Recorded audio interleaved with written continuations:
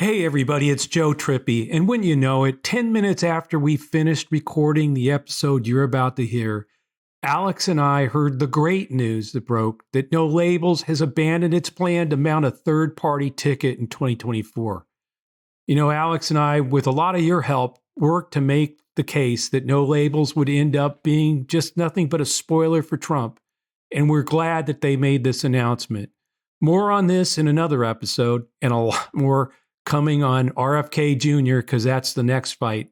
But for now, enjoy this episode as originally recorded prior to this breaking news, and thanks to you for helping make it happen. You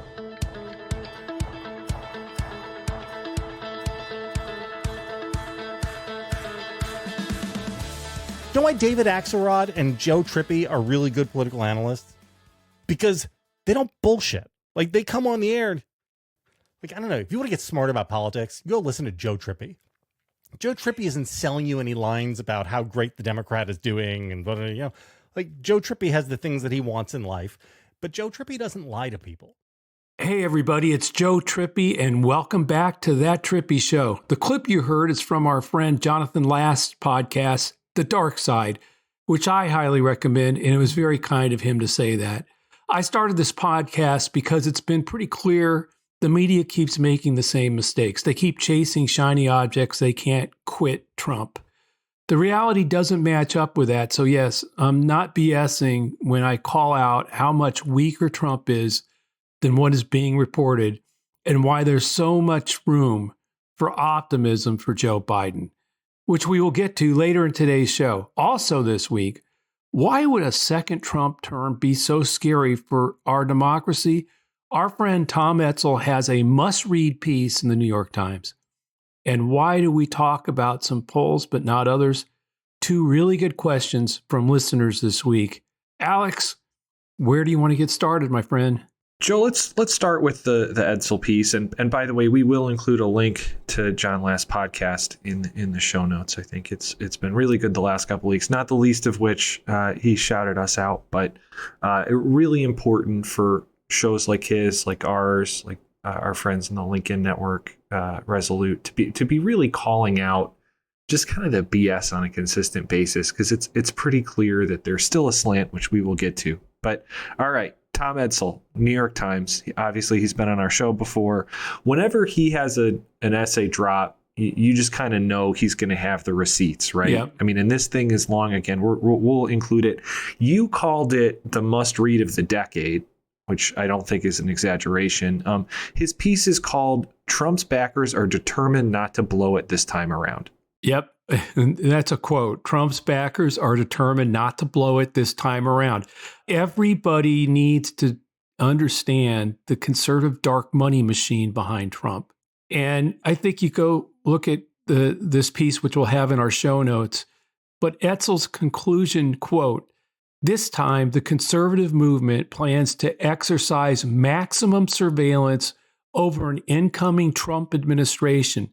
In other words, there will be no kidding around." Yeah, and that's a really important, and that's the conclusion to his piece. But like, that's really important, I think, for people to understand, and why when you read this thing, I know your kind of eyebrows perked up too, and I was like, one of the things about the first Trump administration was that they were, I don't want to call it a saving grace, but it was kind of close to that. Like, they didn't really know how to get things done in a lot of ways.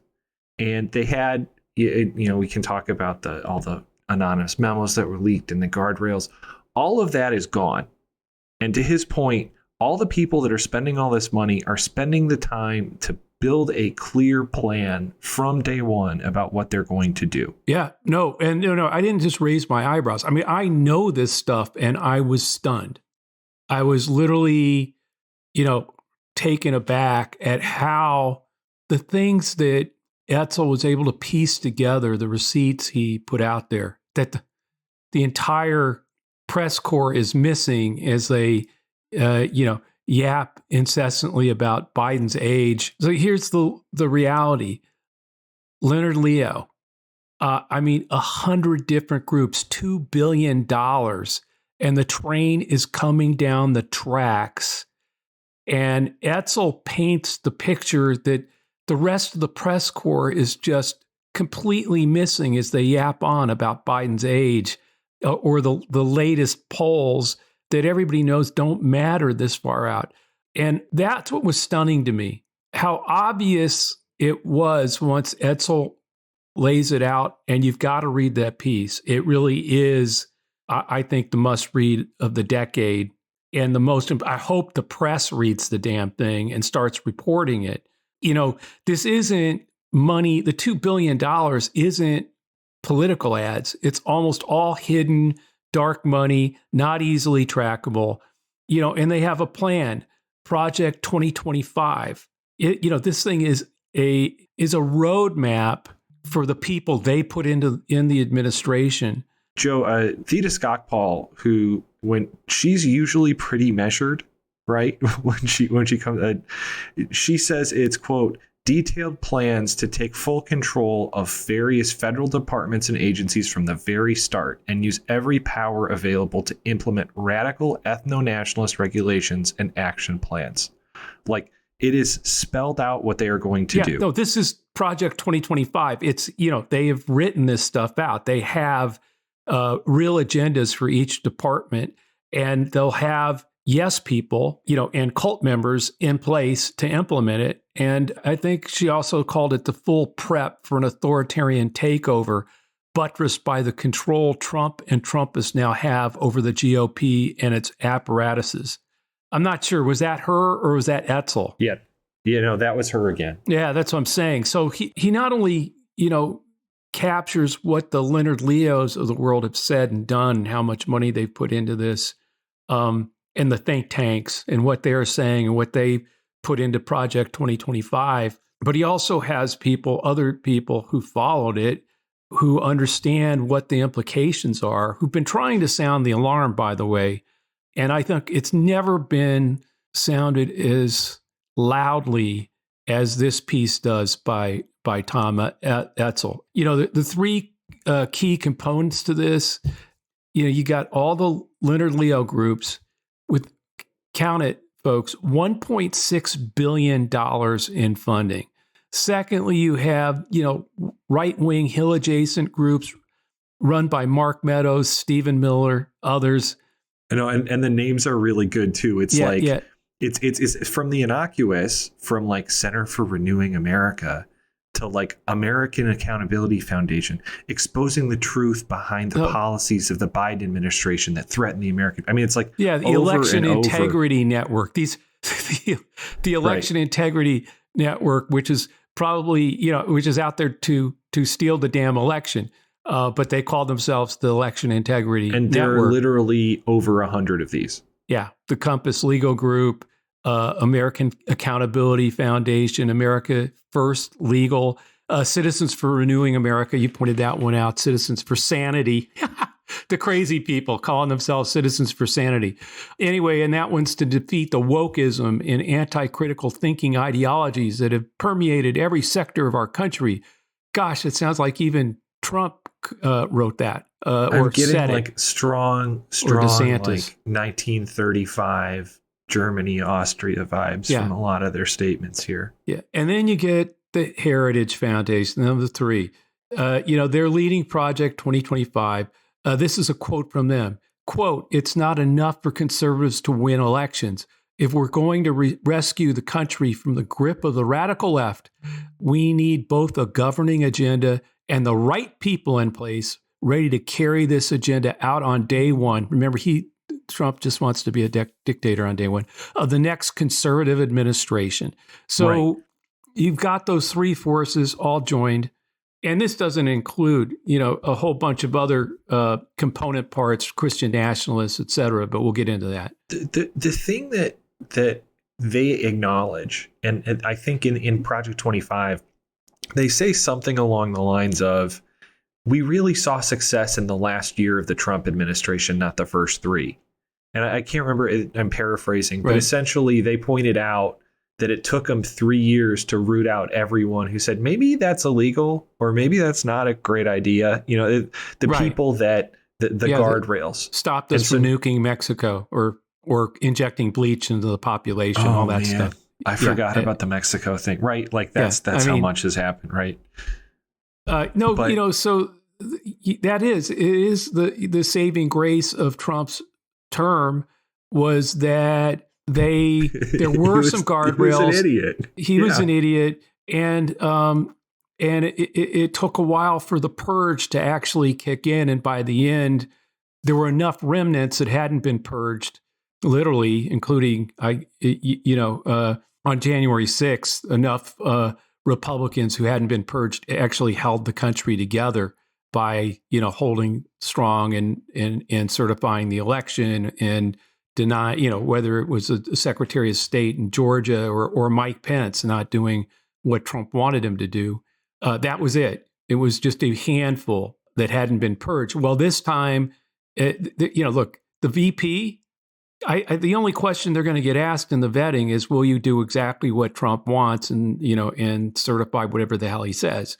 The same with any generals that he appoints to anything, the same with any judges, and, et cetera. And all the way down. Remember the interview question at the RNC, like we talked about last week. All of them are like this. Yeah, and it's going to be, but what I'm saying is, and I think this is the point that Edsall and this piece makes, is it's all the way down to the lowest rungs in EPA and in the Veterans Administration, in you name it, in terms of Department of Education, Transportation, all of them just completely.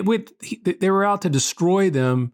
I mean, that's the other thing about this is that in a lot of ways, what Steve Bannon and his crew want is to burn down the entire government. And these guys are going to do it literally every single position and then seize it to move it in the direction they want. Unify Christian nationalists and more traditional heritage aligned budget hawks are going to have their say. Here's a good example. And I think to talk about every single person, and we are not exaggerating here. This thing from Project 2025, 53 pages on the Department of Health and Human Services. And this is what they want to do. Quote, protecting life, conscience, and bodily integrity. The Secretary must ensure that all HHS programs and activities are rooted in a deep respect for innocent human life from day one until natural death. Abortion and euthanasia are not healthcare. Like, it's all out there. Like, we need to believe them when they're telling us this is what they're going to do. It's what's happening with IVF. It's what's happening with 6-week bans, with national abortion bans. Of course, Trump, who's been out there bragging about he's the one that, who got Roe v. Wade routed and out, is now, I guess it'll be interesting to see what his statement next week on abortion is, because I'm sure it'll be some drivel about leaving it up to the states. We'll see what it'll be. It'll be leaving it up to the states, in which case, okay, IVF in Alabama or wherever, and it still doesn't take care or explain the 53 pages, on how they're going to handle the Department of Health and Human Services from Project 2025's perspective, that, quote, deeply respect innocent human life from day one until natural death. Right. That's not going to be the return of Roe v. Wade, my friends. And, if anybody was under that delusion in the first place. The same people that are out there calling when the container ship hit the Key Bridge in Baltimore, calling the mayor of Baltimore the DEI mayor and blaming him for this stuff. Those are the people both writing this, and they're the people that are going to be in running these departments. Like, they are the same people. Like, this is not like, oh, the crazies over there. No, they're all the same people. And one more thing these before are the people we switch gears. Yeah. They're the people who want mass deportation, detention centers for Latinos. They want to deport the Dreamers. I mean, there's no longer talk about, hey, what about a path to citizenship for the Dreamers, for children that were brought here when they're no fault of their own. No. They're gonna want to deport them. Not to mention the problem that's going to create with the economy. I mean, all this stuff is insanity.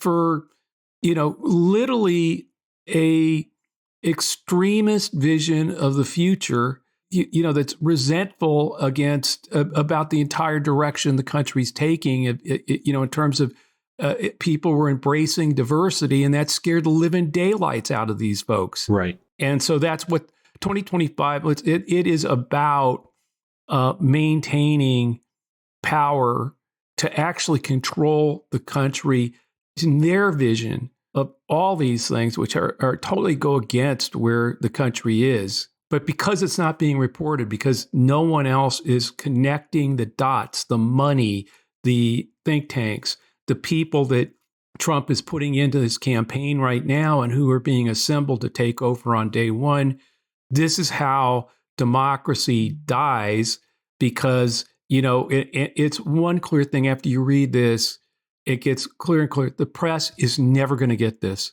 They're never going to respond to it. They're kind of want the Trump-Biden fight. They kind of get giddy when there's bad poll numbers for Biden and don't seem to mention bad poll numbers for Trump. It's like the coverage of Wisconsin was pretty interesting. So Biden had, I guess, about 10% or somebody, had voted, Democrats who had voted not, basically, in protest. And on the other side, Trump's got like twice that number voting for Nikki Haley, DeSantis, and also for uncommitted.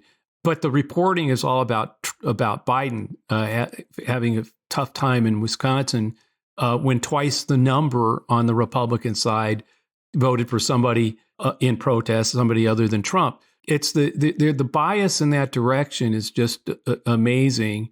But Edsall paints the picture. Trump got fewer votes in Wisconsin in the primary than Biden did this week, by the way. Yeah. I think it was 511,000 for Biden, 476,000 for Trump. And yet I saw nothing about that. No, and nothing about more people voted against Trump than voted against Biden. It's all Biden's got problems. Anyway, so, part of this is, I think, that they have so inundated, and poisoned the water in terms of distracting the press, keeping them focused on the stupid, shiny objects, that while they've assembled a plan, the people to implement it, the money to get it across the finish line, and no one has connected those dots more better than Tom Edsall has done in this piece. And that's why I did call it, the must read of the decade. It will be in our show notes. It's not, I'm glad he did it now, because as much as when you read it, it may terrify you. And I'm going to warn you about that. The more it makes it clear that it's up to, it'll take all of us to defeat this. And it's up to us. We have to keep up this fight. And the good news is that I think Joe Biden's right. There are a hell of a lot more of us who are defenders of democracy than these well-moneyed, but just crazed folks who want to end the great American experiment so that they can force their way of life on the rest of us and take rights away and get their big tax breaks, by the way, which is why I'm sure there's billions flowing into this. But we will and can defeat it. It's just going to, this is to wake enough people up. We've got plenty of time. You need to get out there, wake up your friends, get them to read this article, get them to read this piece, send it around to your friends in email. And, from the bottom up, it's up to us. We will get this done. We will win. We will defeat these people. All right, Joe, we promised a few listener questions this week, and these are, I think, Zach and Jess are two this week, and they're both kind of similar, but this is from Zach in Illinois. It feels like you're cherry picking polls. You tell us about one poll, but not others. Why don't you mention the dozens of polls showing Trump ahead? They can't all be wrong, right? Well, first of all, I almost always ignore the head-to-head. I don't care whose poll it is. I've always said that, particularly this early out, that can change.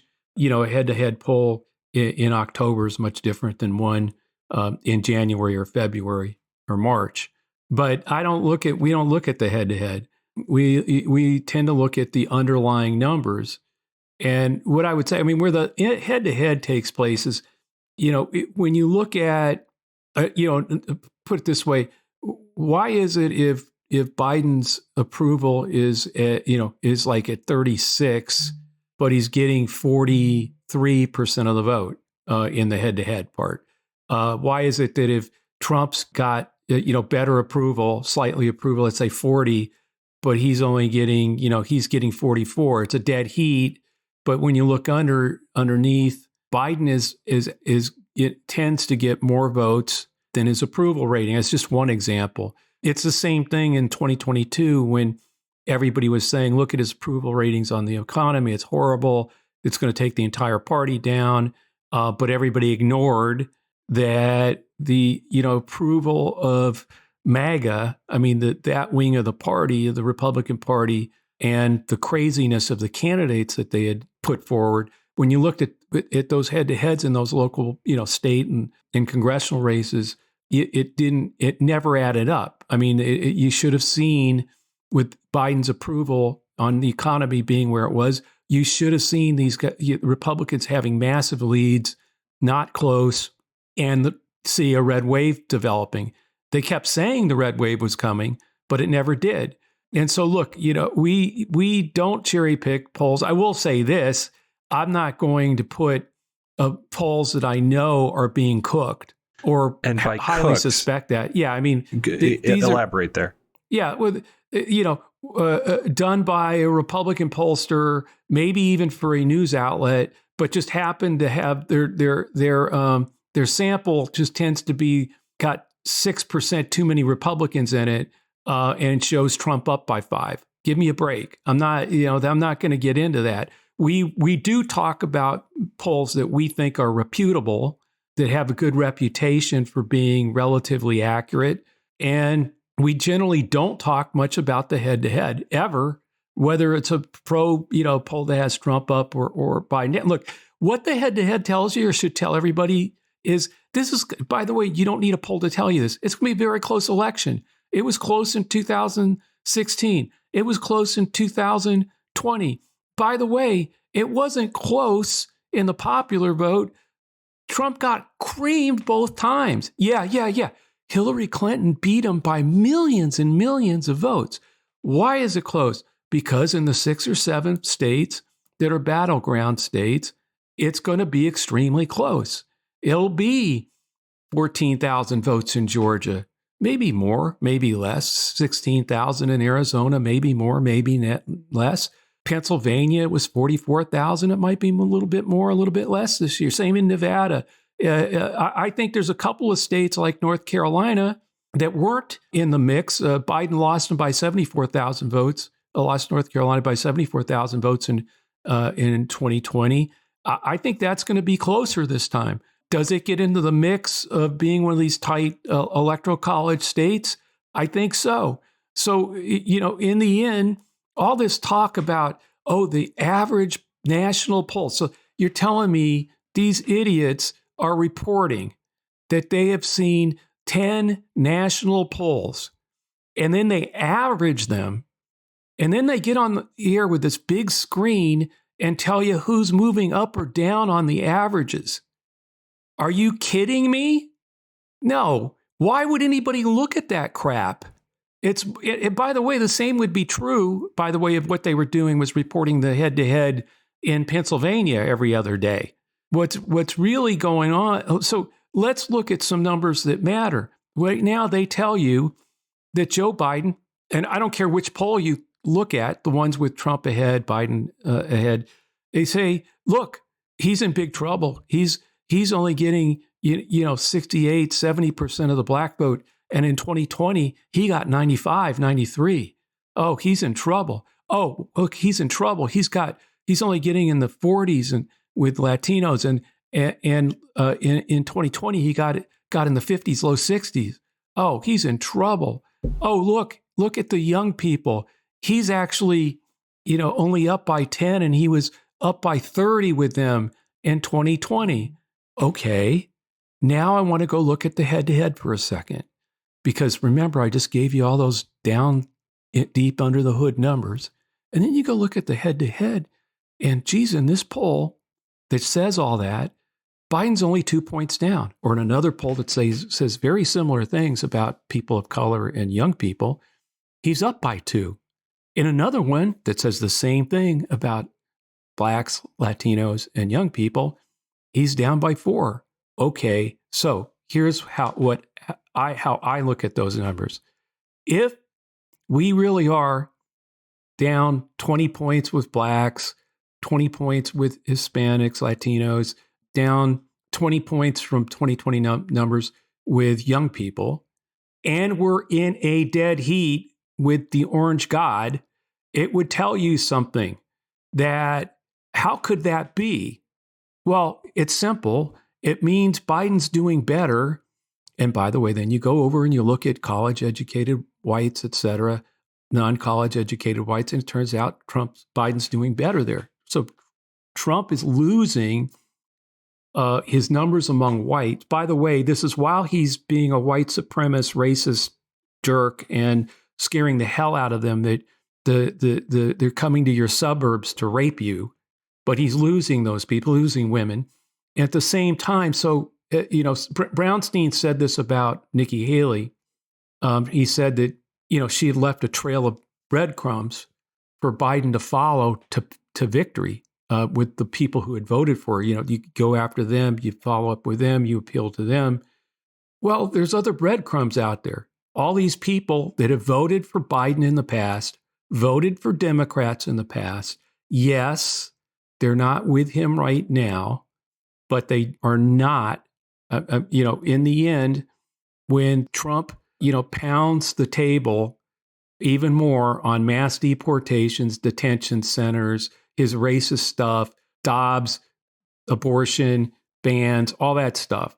We don't have to gain back 20 points with Blacks. We don't have to gain back 20 points with Latinos or with young people.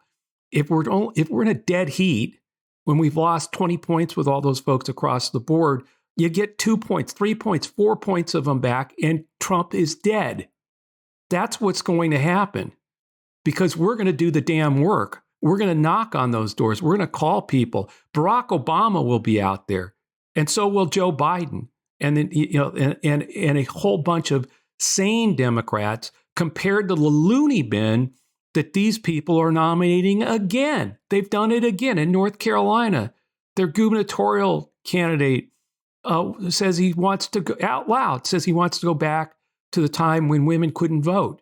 Their superintendent of public instruction of schools, superintendent of the schools statewide in North Carolina is calling for the execution of Barack Obama and Joe Biden out loud. Okay, that's why North Carolina's in play, because they're going to remind those people how crazy the Trump MAGA crowd is. And Joe Biden, who only lost it by 74,000 votes, it's going to be much closer. Can we win it? I think so. Again, we got to win back some of these votes that they're calling out. But the reason you want to look at that head to head is after you go down underneath the hood, the head to head is a good way to say, wait a minute, if we're in a dead heat, but we're, look at who the undecideds are. That's important to understand. And it really doesn't matter where the poll comes from. But we go with reputable polls and we tend to ignore the head to head, except to help instruct my thinking, Alex's thinking, anybody, who doesn't get caught up in the head to head. There's not a lot to see there. It's going to be close. It's going to be close in 6 or 7 states. I listen to you every week and read everything at Resolute. I'm also a fan of Simon Rosenberg. What you all lay out seems so clear. All the polling has fooled the media, I agree. My question is why? How? These are huge organizations with a ton of editorial and support staff. Look, first of all, polling has changed a ton. And I still think a lot of pollsters haven't figured out how to poll. It was simple in the old days. You got a phone book, you called people, they had landlines, you randomly did it. It got perfected, obviously, but was pretty accurate. And then all of a sudden, no, people don't have landlines. They don't answer the their phone. If they don't know the number, they don't answer their cell phone. And a whole bunch of them, you need to poll online, an online survey. So first of all, there's a lot of reasons they keep missing it, and they missed it big time in 2022. But the other part of that is that some of them want to miss it. In other words, you've gotten to this, there's so many different pollsters out there, so many with so many different agendas that, they're oversampling. And some of them, it's not on purpose. Some of them, the sample, they're projecting what they think the turnout's going to be. So they create a model that has their own bias in it. They think the turnout's going to be more Republican or more this or more Democratic. So those are those reasons. But the reality is that so you get past the fact that they're not doing a great job. Then you get this weird coverage of covering the averages, which is basically all cable does. I mean, they do, here's 3 head-to-heads today in Michigan, Wisconsin, and Georgia. Breathless coverage about the 3-point margin or the 6-point margin or the 2-point margin, like it's in cement and we're all dead. And then at the same time, let's look at the national averages that have nothing to do with what's going to happen in this race. So I just think, look, Simon has, pointed out, for instance, that Biden is leading in 14 polls taken since February, and that there's real movement towards him. And when you add things like that, like the economic data is increasingly getting better. And we talked about that weight coming off of, slowly lifting off of Biden. But you got to remember, there are dozens of Republican-commissioned, Republican-leaning polls in the national average that everyone keeps citing. So you get these 14 kind of polls that are either independent or very credible pollsters with real strong reputations for accuracy. Those show Biden leading, in 14 of them. At the same time, these Republican and Republican-leaning and Republican commission polls keep getting dropped and into the system. I mean, they can do 6 of them this week, and they all show, big Trump moves, and that all gets averaged in, and this drags things like the 538 composite down. It's like you have 7 horrible companies in stocks in the Dow Jones Industrial, Dow Jones, and 15 reputable companies, but the Dow's going down because all the crap that these guys are injecting into it, and the press doesn't grade them really and say, no, we're throwing out these bad, these polls that don't make any sense. And by the way, whoever our other question, I forgot the name, but yeah, we're not gonna spend any time talking about clear on either side, clear polls that was commissioned by Democrats that's to somehow influence those numbers, the averages, nor the Republicans. The difference is the Democrats just don't do that much. I'm not saying it's never happened, but there's nobody out there trying to crank out 6 phony Democratic polls this week that show Biden in the lead. It doesn't happen. On the Republican side, sorry to say, folks, I know there's the big lies out there. I know there's a big liar out there, but they do have some pollsters who pump some garbage out. Just the facts. Joe, I think that's a great place for us to end today. Well, thanks everyone for listening to That Trippi Show. I do want to say again that as much as we report on the Tom Edsall piece and that you should read it, I think it's a big wake-up call at exactly the right time. We know what we're up against. We know where the breadcrumbs are, as Brownstein has said. We know the groups in the party coalition, in the pro-democracy coalition, that we need to talk to and to pull back. And so does Joe Biden. He knows it too. And we're going to have a really tremendous campaign the rest of the way. And from the ground up, it's up to all of us. We can do this. We are going to win. This podcast will always be free with support from our advertisers. and is part of Resolute Square. Check out the latest at resolutesquare.com/Trippi. Please subscribe to That Trippi Show and leave a review on Apple or wherever you listen. One more thanks to Jonathan Last for those nice comments. But if you feel the same way, it'd be great if you could spread the word about this podcast on social media. Maybe retweet him saying that. We'll put it out there on Twitter or X, whatever. Well, I always call it Twitter.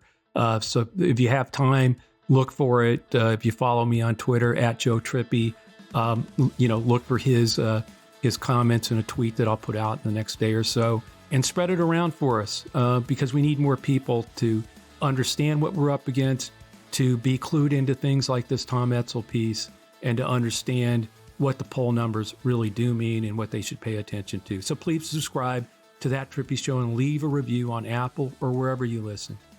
And if you're listening to this episode on YouTube, please like and subscribe to get alerts when we post the next episode. You can always send us a question to thattrippishow@gmail.com or leave us a question in a review on iTunes.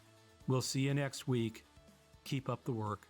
Thanks, everybody, for everything you're doing out there.